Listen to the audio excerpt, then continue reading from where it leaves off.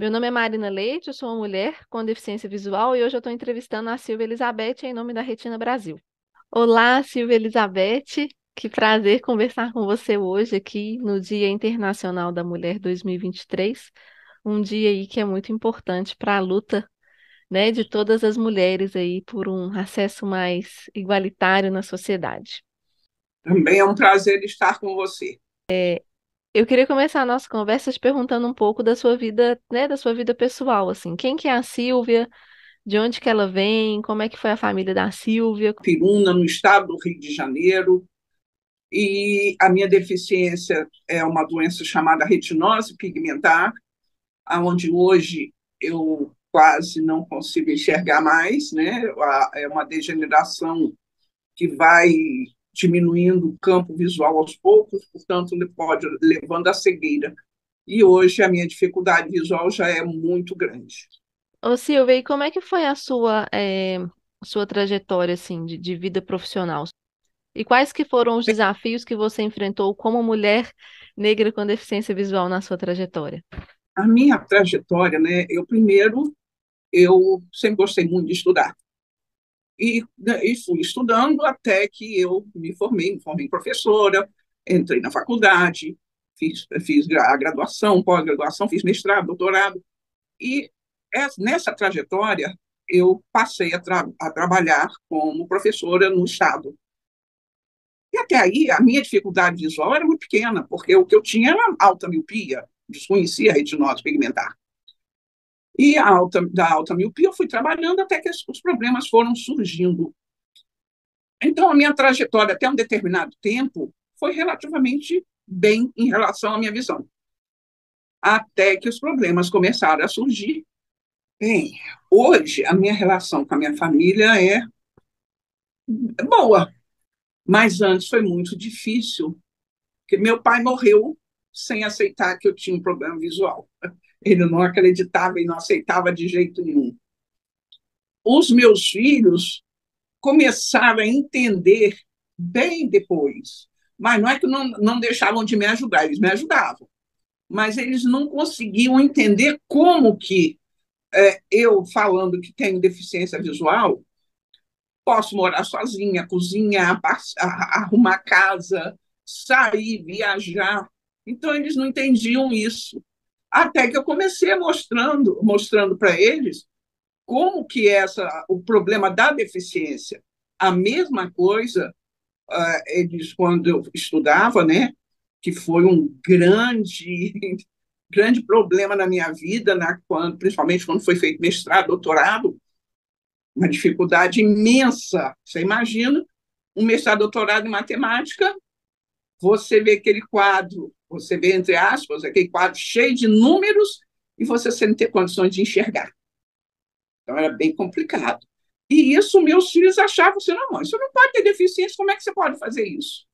Porque eles viam as fotos que eu tirava dos quadros e trazia para casa, botava no computador para estudar. Então, eles não entendiam. Essa foi a minha maior grande dificuldade com a minha família. Mas hoje, eles aceitam muito bem. Muito bem. E você é muito guerreira por ter feito esse mestrado, esse doutorado em matemática. Deve ter sido realmente muito desafiador. É, Muito, muito. Você não imagina o quanto. e aí, pensando nesse desafio, eu queria te perguntar, assim, você em algum momento, você achou que esses desafios que você estava enfrentando eram muito grandes? Você chegou a pensar em desistir de algum sonho que você estava correndo atrás? E, Marina, olha, não foi uma vez só, não. Várias vezes.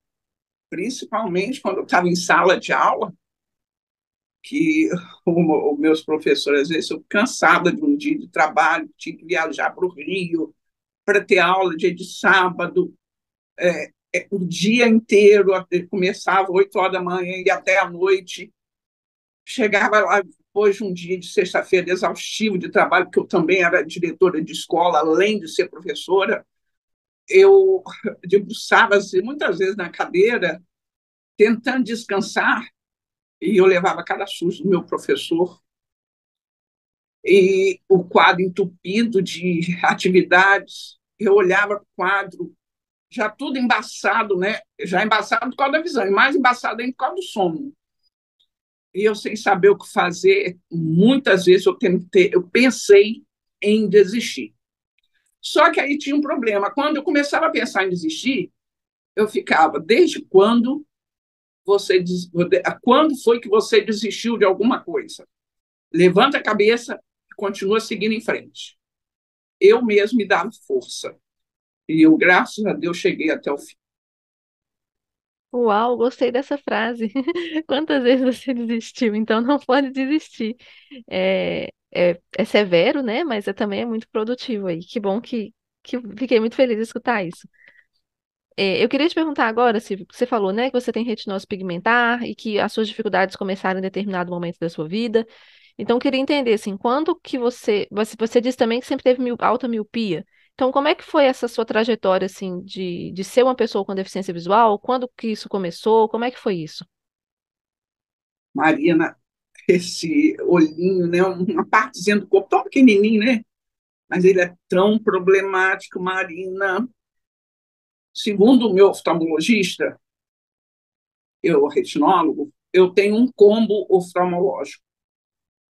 Então, eu comecei com uma. Primeiro, a primeira vez que eu botei os pés num consultório oftalmológico foi porque eu, sempre muito atirada, eu me envolvi em muitas coisas dentro de casa, eu pequena, minha mãe estava fazendo um bolo e eu lá de fora senti o cheiro do gás, minha mãe não estava na cozinha.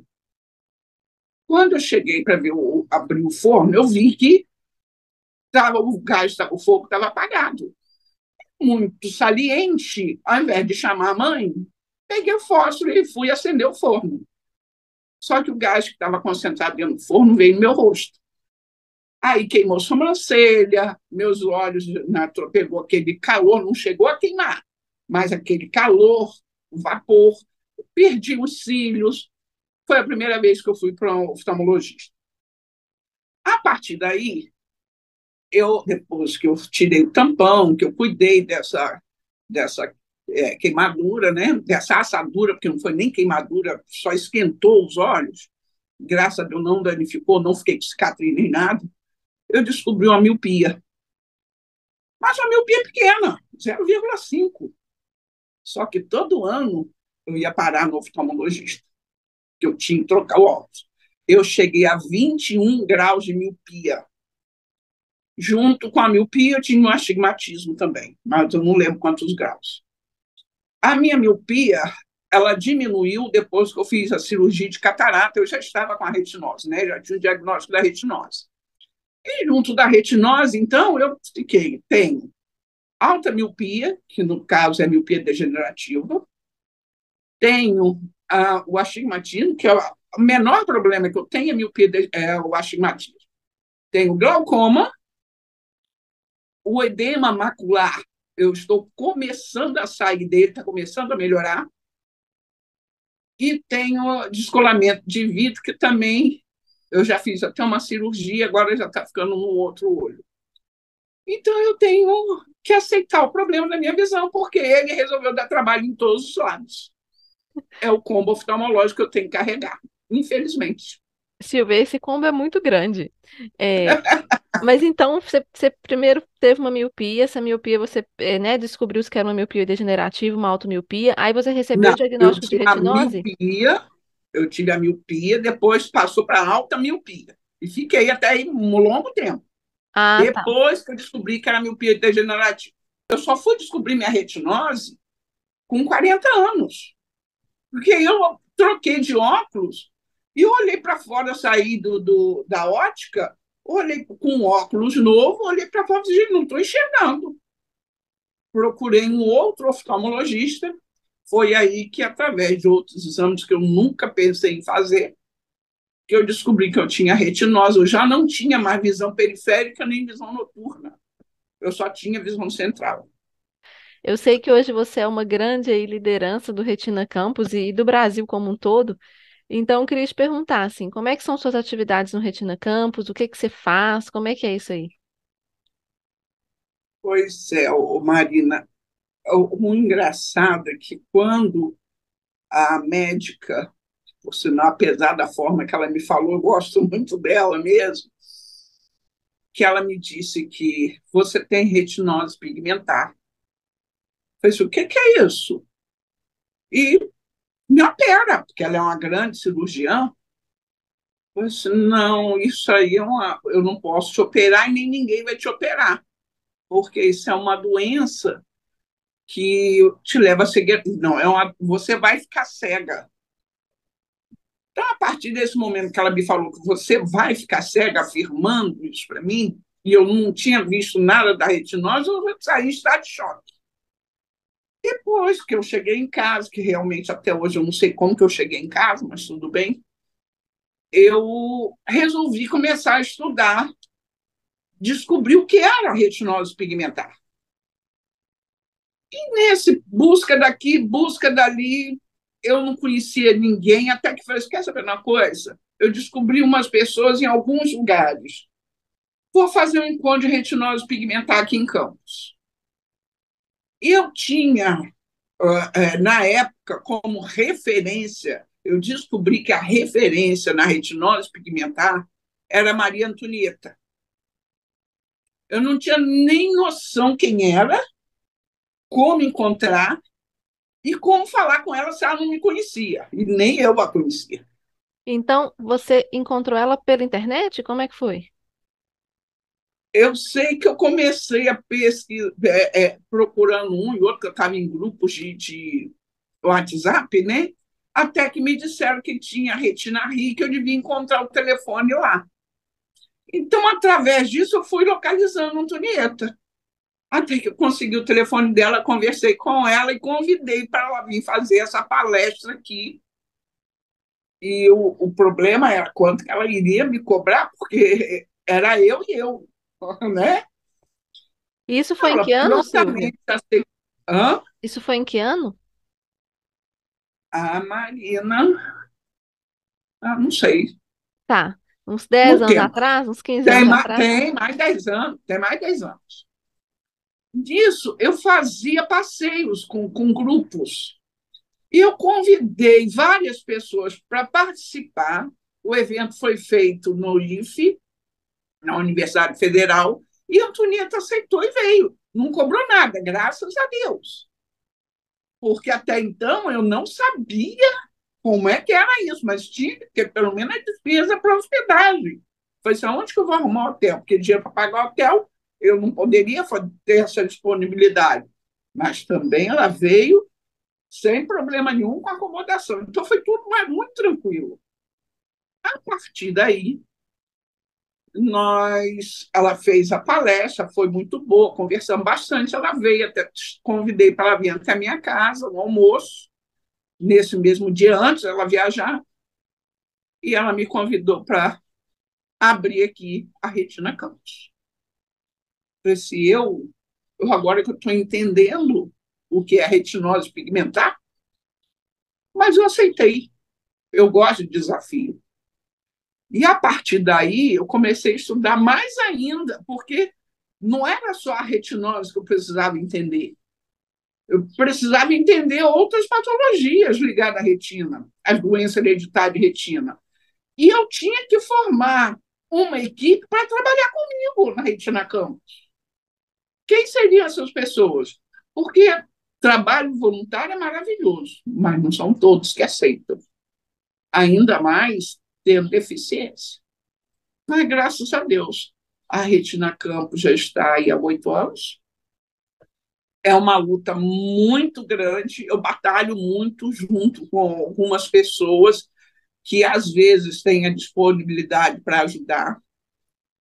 Obtenho muita ajuda na parte política de alguns vereadores, deputados, estadual, tanto federal, em termos de políticas públicas.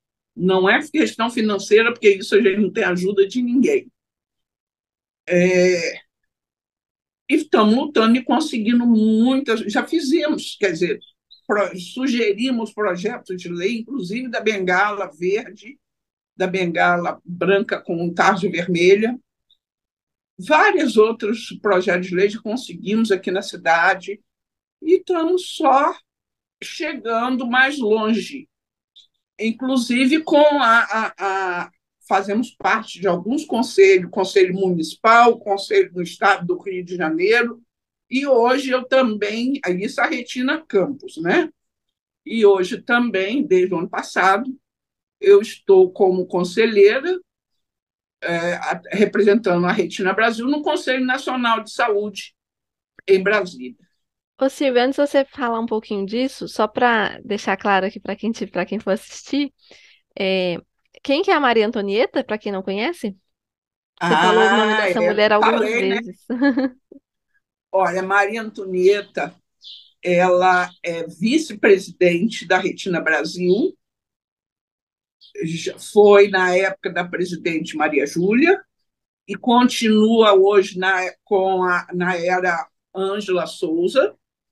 Ela também foi presidente da Retina Rio, hoje ela passou o bastão da Retina Rio, mas continua muito atuante como vice-presidente. E outra coisa, não só como a Retina Brasil, tá? Ela é muito atuante em todos os grupos regionais, desde que as pessoas necessitam da ajuda dela.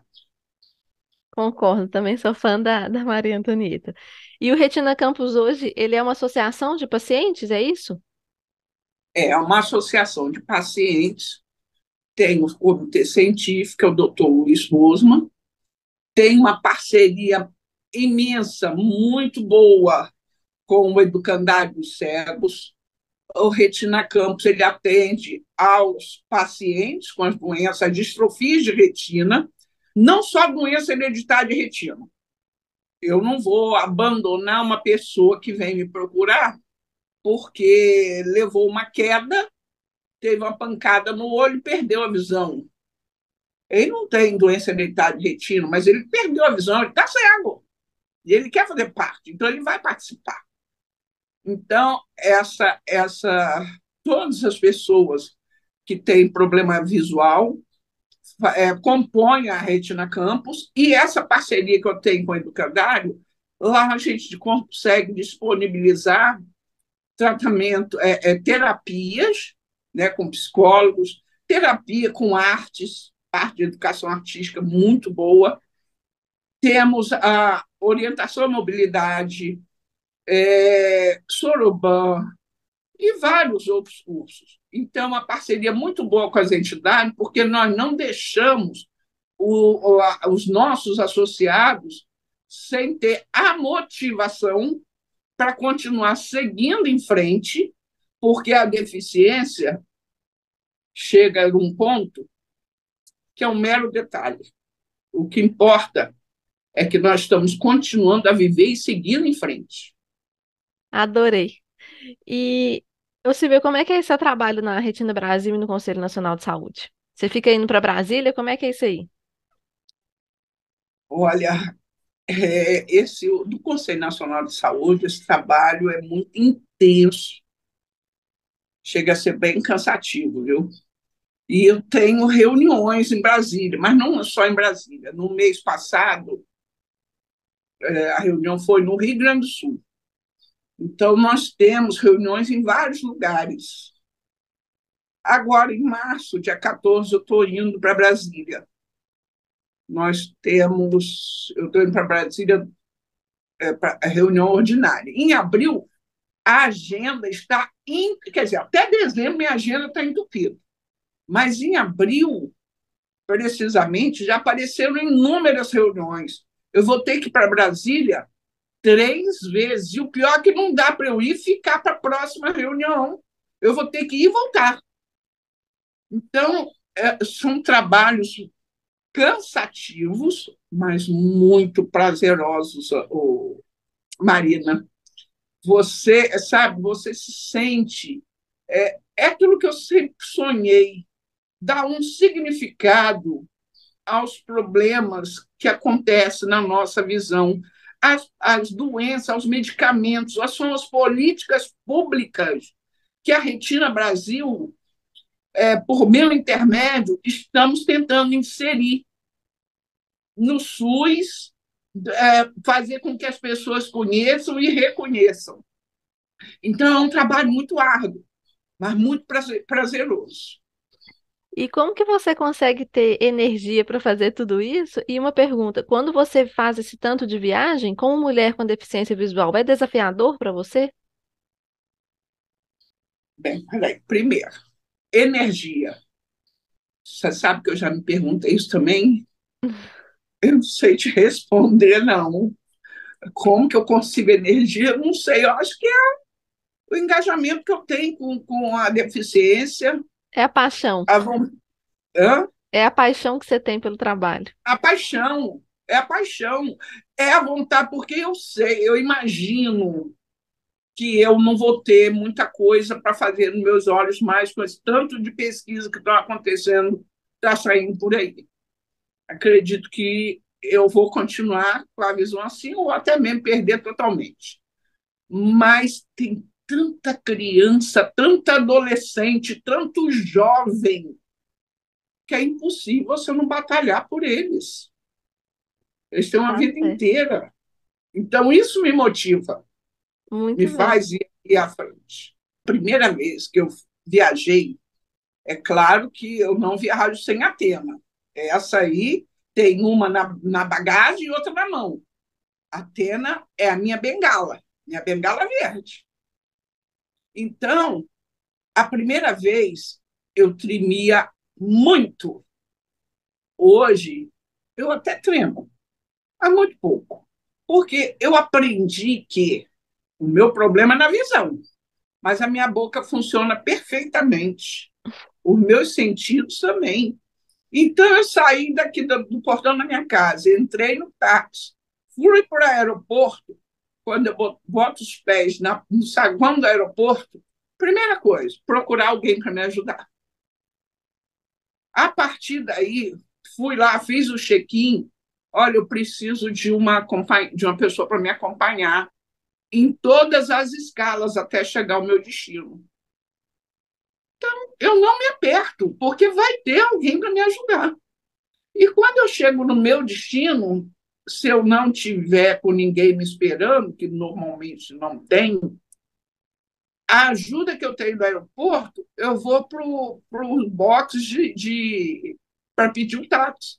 E dali eu vou de táxi eu vou para o hotel. Mas é desafiador. Muito bem. Mas é muito bom falar isso, né? Que usar os serviços, né, que existem de assistência e para E, nos garantir o acesso é muito importante. Silvia, agora olha, Maria, deixa eu pode só falar. falar mais uma coisinha. Esse serviço de assistência que tem dentro do aeroporto para o deficiente, qualquer deficiência, qualquer idoso, gestante, etc., nós temos que entender também uma coisa. Além da pessoa que vai me guiar, que vai me ajudar, eu ainda uso a cadeira de roda. Eu não tenho nada nas pernas. Eu não sou deficiente físico para estar impossibilidade de andar. Só que muitas vezes o próprio aeroporto prefere que ele vá de cadeira de roda, porque é mais fácil para quem está conduzindo do aeroporto não ter a questão de tropeçar, não ter o problema com a bagagem, etc. E no meu caso, especificamente, se for, por exemplo, aeroporto de Brasília, de Campinas, aeroportos muito longos, eu tenho um problema pulmonar grave e eu não consigo caminhar muito. Então, antes que eu vá relutando para ninguém me ver de cadeira de rodas e passar mal no meio do caminho, é mais fácil eu já ir logo de cadeira de rodas. Que aí eu não vou passar mal, não vou cansar e não vou acabar desmaiando no meio do caminho. Não, por favor, não desmaie no meio do caminho. E é muito bom, né? Assim, é sempre respeitar aí a preferência pessoal e estar aberto, né? Igual você falou, no seu caso, a cadeira de roda é super importante, então, por que não usar, né? Claro. E eu queria, chamando aqui a gente para o final, te perguntar qual que foi o maior desafio, assim, que você acha que a Silvia Elizabeth enfrentou na vida dela? Pode ter a ver com a deficiência visual ou não? Olha, eu vou falar tudo ligado à deficiência, mas o maior desafio meu, primeiro, foi superar a deficiência, lá no início. E segundo, foi fazer o mestrado, doutorado. Foi. Olha, quase desisti, mas foi terrível esse período. O que me motivava é porque a minha paixão pela matéria, pela disciplina, e a minha força de vontade, porque eu queria vencer. E meu marido ainda me perguntava: para que você está fazendo isso? Você já está quase se aposentando. Para que estudar mais? Eu só respondia para ele: porque eu gosto. Aí, quando ele me perturbava muito, porque queria saber, para eu parar com tudo que eu tinha, que ir para o Rio, sair de campo e viajar para o Rio. Largava a casa, só voltava no domingo, domingo à noite. Por fim, eu falava: não, porque eu vou ganhar mais.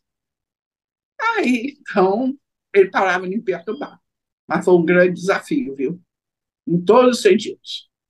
Mas se alguém quiser fazer aí mestrado e doutorado, você recomenda se a pessoa tiver com muita vontade de fazer, mesmo sendo desafiador?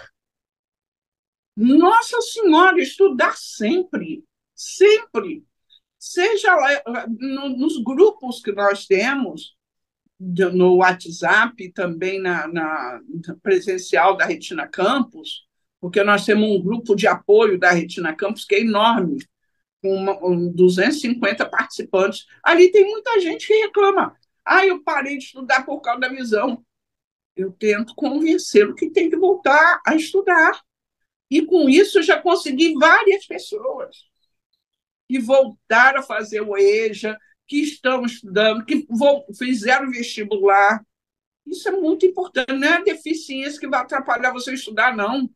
Aliás, a deficiência não vai te atrapalhar se você quer e tem força de vontade, não te atrapalha em nada. É claro que você necessita de ajuda de muitas pessoas, mas você vence e consegue. E nesse espírito aí de você vence e você consegue, Silvia, qual que é a sua mensagem aí para o Dia Internacional da Mulher? Para homens, mulheres, pessoas com deficiência visual, pessoas que não têm deficiência visual? Bem, vamos falar para homens e mulheres com deficiência. Uma coisa muito importante é que vocês não se façam de coitadinhos. Nós somos pessoas. E como pessoas, nós temos que aprender a nos respeitar e respeitar os outros.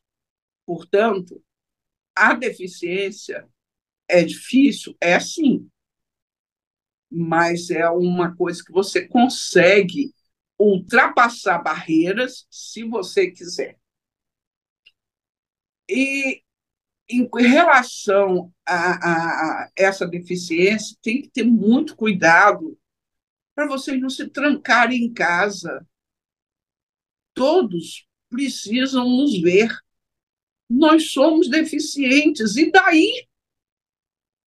Quem que não tem uma deficiência? Me explique. Alguém vai ter uma deficiência de alguma forma, seja ela qual for.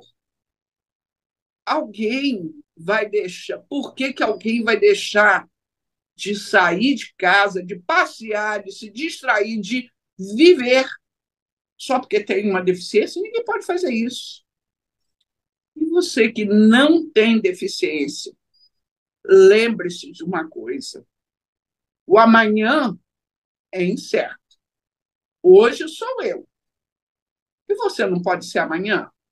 Então, quando você encontrar com um deficiente, procure ajudá-lo, se houver necessidade. Não é agarrar ele pelo braço, sair puxando e falando: quer atravessar a rua? Faz isso não. Mas é simplesmente tocar no ombro dele e perguntar: precisa de ajuda? E parar de perguntar: o que você tem na vista? Por que você não opera? Qual é o seu problema? Espero que, se o deficiente quiser falar, ele vai te falar. Então, você respeite o deficiente, respeite o ser humano, porque hoje sou eu, mas amanhã pode ser você. Não se esqueça disso.